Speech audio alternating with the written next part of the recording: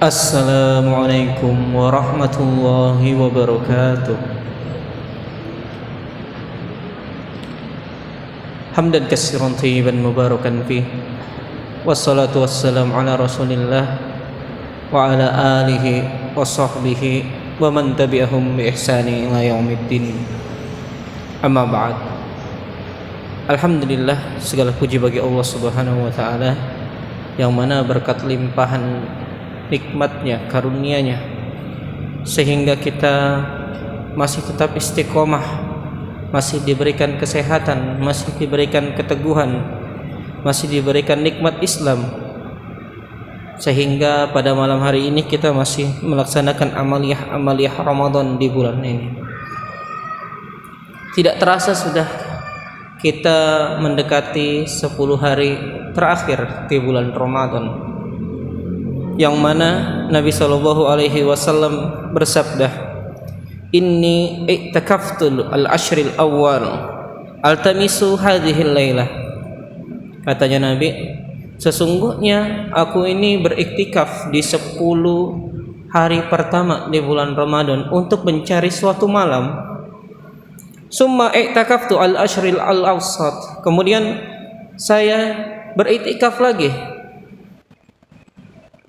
di 10 hari pertama, di pertengahan, 10 hari pertengahan di bulan Ramadan untuk mencari malam tersebut. Summa utitu faqila li. Kemudian saya didatangi oleh seseorang tersebut memberitahu saya, innaha fil ashril awakhir. Malam yang kamu cari itu ada di 10 terakhir di bulan Ramadan. Maka Nabi sallallahu alaihi wasallam bersabda, "Faman ahabba minkum ay ya'takifa falya'takif." Maka barang siapa yang kalian mau, yang kalian suka, yang kalian ingin untuk beriktikaf, maka apa? Iktikaflah. Dalam hadis yang diriwayatkan Imam Bukhari dan Muslim, Nabi sallallahu alaihi wasallam juga bersabda, "Taharraw lailatul qadri fil ashril awakhir min Ramadan." Nabi mengatakan, kalian carilah malam Lailatul Qadar itu di 10 hari terakhir di bulan Ramadan. Kenapa kita harus mencari malam Lailatul Qadar? Allah Subhanahu wa taala menjelaskan di dalam Al-Qur'an, A'udzubillahi minasyaitonirrajim, "Lailatul Qadri khairun min alfi syahr." Malam Lailatul Qadar itu, malam kemuliaan itu lebih baik daripada 1000 bulan. Maksudnya adalah seseorang yang dia beribadah di malam itu, tepat di satu malam itu, maka peribadahannya lebih baik, senilai atau bahkan jauh lebih baik dibandingkan dengan apa? Ketika dia beribadah selama 1000 bulan, atau dalam hitungan kita sekitar 83 tahun. Oleh karena itu, ya, satu Lailatul Qadar ini sangat luar biasa sekali kalau kita bisa memaksimalkan dengan sesungguhnya, dengan betul-betul maksimal. Karena itu adalah lompatan amal yang berlipat ganda yang bisa kita didapatkan. Oleh karena itu, Nabi sallallahu alaihi wasallam, para sahabat tabi'in dan tabi'ut tabi'in, dan generasi-generasi setelahnya, umat Islam setelahnya sampai ke kita juga di masa sekarang ini, maka tradisi untuk beriktikaf, ya, ini sangat banyak sekali dilakukan di zaman sekarang. Nabi sallallahu alaihi wasallam dalam sebuah dikatakan, kana Nabi sallallahu alaihi wasallam idza dakhala al-ashr al-awakhir. Nabi itu ketika sudah masuk di 10 hari terakhir bulan Ramadan, syadda mi'zarahu, ikat pinggangnya itu dikencangkan. Ya, ini tandanya serius sudah, ya. Fokus betul, ikat pinggang, ya, yang kendor-kendor lagi dikencangkan. Ya, intinya lebih fokus lagi, lebih bersiap lagi. Kemudian wa ahya lailatan, dia hidupkan malam-malamnya di 10 hari terakhir bulan Ramadan tersebut. Wa aiqadha ahlahu, dan dia membangunkan keluarga-keluarganya. Nabi menghabiskan 10 hari terakhir di bulan Ramadan dengan cara seperti itu. Kemudian para sahabat tabi'in dan tabi'ut tabi'in juga melakukan hal yang serupa. sebagaimana yang diriwayatkan bahwasanya Abdullah bin Abu Bakar, anaknya Abu Bakar, ini dia bercerita tentang sholat malamnya Abu Bakar, yang mana dikatakan, aku mendengarkan dari bapakku, dahulu kami itu pulang dari Qiyamul Lail Ramadan itu ketika apa ya, ketika fajar itu mau terbit. Jadi begitu malam sholat Qiyamul Ramadan, Qiyamul Lail, kemudian fajar terbit, fajar mau terbit baru selesai. Begitu datang ke rumah langsung minta makanan, sediakan makanan, ini fajar mau buka. Ya, saya harus mau makan ini karena sebentar lagi apa mau fajar. Jadi bayangkan ya, sholat tarawihnya, sholat malamnya itu sampai nggak terasa mau dekat apa ya, mau dekat fajar. Ya, makanya begitu datang pulang ke rumah tengah malam mau dekat subuh langsung apa minta makanan, makan karena takut keburu nanti apa ya fajar ini datang. Ya, hal ini juga sama seperti Umar bin Khattab radhiyallahu anhu, yang mana apa Umar bin Khattab ya setelah sholat isya ya dia langsung balik ke rumahnya karena zaman dahulu itu masih munfarid ya. Pernah Nabi melakukan sholat tarawih itu beberapa malam saja, kemudian setelah itu ya tidak dilaksanakan secara berjamaah, kemudian di masanya Umar ya dilaksanakan secara berjamaah. Nah Umar ketika itu ya setelah sholat isya, ini masih masa munfarid sendiri-sendiri, dia langsung balik ke rumahnya ya, kemudian apa dia mengerjakan sholat sepanjang malam sampai apa, sampai tiba terdengar azan subuh. Azan subuh ini azannya Bilal. Jadi di masa Nabi ada dua muadzin. Ya Bilal ini dia azan, itu azan yang pertama menandakan bahwasanya apa? Itu fajar kadzib. Ya kalau kita bahasa kita itu fajar bohongan. Ya. Jadi sebagai penanda aja, oh ini waktu fajar mau datang. Nah kemudian muadzin yang kedua di waktu subuh ya Abdullah bin Ummi Maktum, itu dia azan ketika fajar sodik. Fajar sodik ini fajar yang betul-betul fajar. Ya. Jadi kalau Bilal azan itu katanya Nabi, kalian makanlah nggak apa-apa. Tapi kalau ya Abdullah bin Ummi Maktum azan, maka apa nggak boleh makan. Ya karena sudah masuk waktu ya azan. Ya jadi di zamannya Nabi seperti itu. Kalau kita kan satu kali azan saja ya. Oh, jadi apa? Ya Umar bin Khattab sholat sampai dengar azannya Bilal baru berhenti itu sholatnya. Ya jadi bayangkan dari habis sholat isya sampai tadi itu fajar ya kadzib ya. Bahkan dalam riwayat dikatakan Umar apa dia membaca surah Yusuf itu berulang-ulang sampai adzan subuh. Kemudian di masanya Umar juga menjadi khalifah, menjadi Amirul Mukminin, Umar memerintahkan ya Ubay bin Ka'ab dan Tamim Ad-Dari untuk apa melaksanakan sholat tarawih terpimpin. Ya. Yang mana apa satu rakaatnya itu minimal 200 ayat. Makanya dalam riwayat dikatakan apa para makmum itu, para jamaah itu ada yang nggak kuat sampai apa pakai tongkat. Ya, jadi bayangkan satu rakaatnya 200 ayat. Ya hitungannya seberapa itu Ustaz? Al-Baqarah lah kira kurang lebih kayak gitu ya, Al-Baqarah ya, An-Nisa ya dan seterusnya, Ali Imran kayak gitulah satu rakaat nih. Ya, makanya sampai nggak kuat dan sama juga selesainya apa mau dekat sholat subuh juga. Ya, 10 hari terakhir itu seperti itu semua. Ya, kemudian Utsman bin Affan ya di masa-masa 10 hari terakhir terutama yang mana apa ya Utsman bin Affan ini dia itu setelah sholat isya tidur dulu sepertiga malam. Ya, jadi kalau kita bagi malam itu jadi 3 bagian.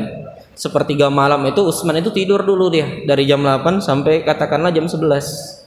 Ya, simpan energi dulu, tenaga. Kemudian apa? 2/3 malam setelahnya itu apa dihabiskan malam-malamnya. Ya, seperti itu. Untuk apa? Beribadah. Untuk menghidupkan malamnya. Kemudian Aswad bin Yazid juga sama, ya. Bahkan Aswad bin Yazid ini apa? Ketika 10 hari terakhir di bulan Ramadan tidurnya itu hanya dari maghrib sampai isya. Ya, jadi apa? Maghrib sampai isya tidur. Habis isya sampai subuh nggak tidur lagi. Ya, bisa kita bayangkan itu. Ya, sehari tidurnya cuma segitu saja. Ya. Kemudian Abu Hurairah ini membagi malam menjadi 3. Kalau Abu Hurairah bagi malam menjadi 3. Jadi sebagaimana hadisnya tadi kan disuruh kasih bangun keluarga. Ya, Abu Hurairah itu bagi malam menjadi 3.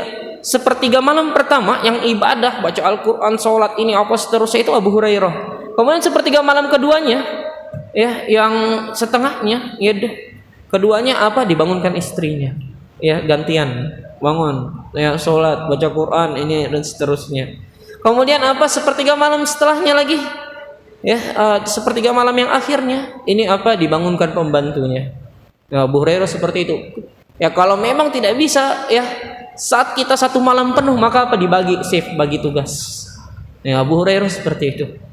Ya, bahkan Said bin Musayyab, ya, dalam riwayat dikatakan selama 50 tahun, ya, terutama di bulan Ramadan ini, di 10 hari terakhir ini, ya, maka apa, ya, Said bin Musayyab itu sholat isya dan sholat subuhnya itu pakai satu wudhu yang sama.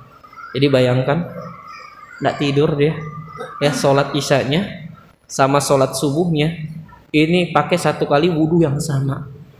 Ini berlangsung selama 50 tahun. Ya, Imam Abu Hanifah juga sama mengikuti hal yang seperti ini. Ya, Imam Abu Hanifah sholat isyanya dan sholat subuhnya juga menggunakan satu kali wudhu yang sama juga. Ini dilakukan selama 40 tahun. Ya. Jadi luar biasanya, ya, para sahabat tabi'in dan tabi'ut tabi'in dalam melaksanakan sholat malam, ya, di 10 hari terakhir tersebut. Kemudian iktikaf juga selain sholat malam yang sangat disarankan adalah apa, membaca Al-Quran. Yang mana apa, Imam Malik ketika sudah masuk bulan Ramadan, apalagi di 10 hari terakhir, paling tidak mau namanya apa, buat pengajian. Jadi kalau kita mohon maaf, mungkin di Indonesia kesempatan, ya, Ramadan ini malah diisi pengajian, banyaknya ceramah, tarawih, sempatkan isi ceramah dan seterusnya. Kalau Imam Malik tidak mau. Padahal pengajiannya Imam Malik itu sangat banyak, jadwalnya padat, jamaahnya banyak, tapi begitu masuk bulan Ramadan tidak mau dia buka pengajian, diliburkan semua pengajiannya. Katanya apa, hadza syahrul Quran, ya, ini bulan Al-Quran, baca Al-Quran semuanya, baca semua Al-Quran. Disuruhnya semua apa, ya, jamaahnya itu baca Al-Quran. Ya, Imam Malik seperti itu. Ya, kalau kita di Indonesia karena memang apa, jarang ikut pengajian, mumpung Ramadan lagi banyak, ya, kapan lagi dia dapat siraman ilmu yang banyak, akhirnya apa, ya, para ulama di Indonesia berijtihad untuk apa, ya, memberikan, ya, menyempatkan memberikan ceramah di sela-sela, ya, tarawih ini, dan ini tidak masalah hal yang seperti itu, ya. Kemudian, ya, Imam Sufyan Ats-Tsauri, Imam ahli hadis yang terkenal mengamalkan banyak hadis, ya, yang ahli hadis, paham hadis dan seterusnya. Banyak sekali sunnah-sunnah yang dia lakukan, tapi ketika masuk bulan Ramadan, semua sunnah-sunnah yang lain itu ditinggalkan demi membaca Al-Quran. Lagi-lagi Al-Quran yang dibaca. Ya, jadi tidak melakukan amal-amalan sunnah lain, tapi apa? Baca Al-Quran, baca Al-Quran. Imam Qatadah kalau kita lihat biasanya apa, menghatamkan Al-Quran. Ya, kalau di bulan Ramadan, di luar bulan Ramadan itu apa, sepekan sekali. Kemudian apa, di bulan Ramadan 3 hari sekali. Di 10 hari terakhir 1 hari 1 kali khatam. Ya, Imam Qatadah seperti itu. Imam Bukhari di bulan Ramadan juga sama. Ya, setiap harinya itu apa, di siang harinya 1 kali khatam. Kemudian di malam harinya dalam sholat malam, ya, 3 malam itu 3 malam 1 kali khatam Al-Quran. Ya. Kemudian kalau kita lihat bahkan Imam Syafi'i yang sangat terkenal sekali ceritanya, bahwasanya apa, Imam Syafi'i ini menghatamkan Al-Quran sebanyak 60 kali di dalam bulan Ramadan. 1 kali di siang hari, 1 kali di malam hari, kalikan 30 hari. Ya, luar biasa sekali. Ya. Kemudian yang terakhir, tidak hanya sekedar sholat malam dan membaca Al-Quran.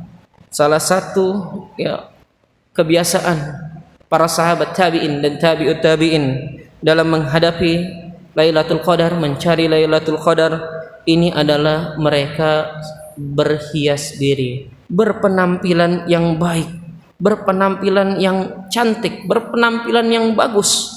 Bahkan diriwayatkan bahwasanya apa, para sahabat tabi'in dan tabi'ut tabi'in, banyak di antara mereka yang setiap malamnya di 10 malam hari terakhir bulan Ramadan itu mereka melaksanakan mandi. Ya, jadi sebelum sholat tarawih mandi dulu. Ya, sebelum sholat malam mandi dulu. Ya, mandi, kemudian apa, pakai wangi-wangian, kemudian dipakai baju terbaik. Ya, ya berpenampilan rapi, bagus. Ya jadi bukan ala kadarnya.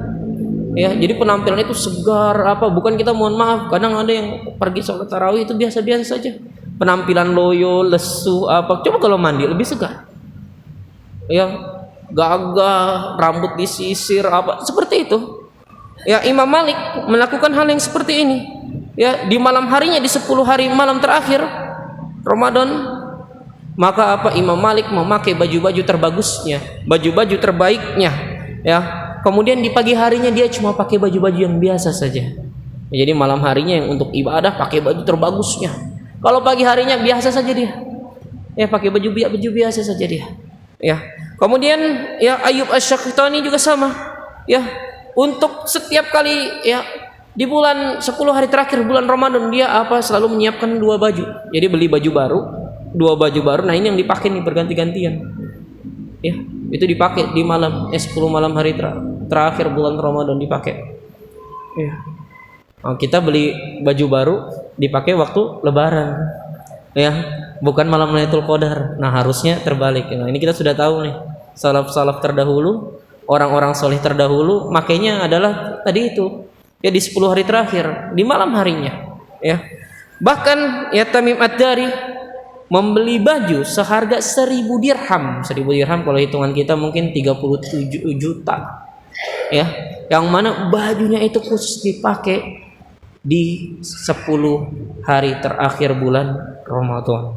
Jadi bayangkan baju harganya 37 juta. Kira-kira sebagus apa tuh?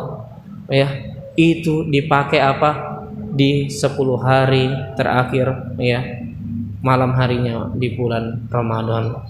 Begitulah orang-orang soleh terdahulu mencari Lailatul Qadar. Persiapannya mereka sangat luar biasa, usahanya mereka sangat luar biasa, ibadahnya mereka sangat luar biasa.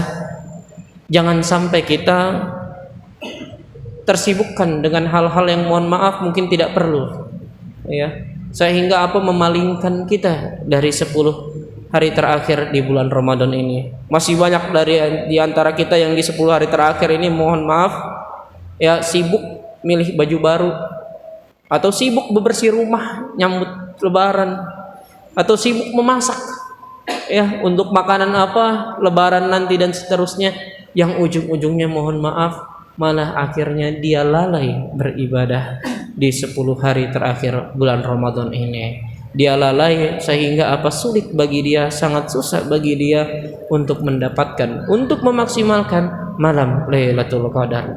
Mungkin ini yang bisa kami sampaikan. Semoga Allah Subhanahu wa taala memudahkan kita untuk menggapai, meraih malam-malam Lailatul Qadar ya di 10 malam hari terakhir ini.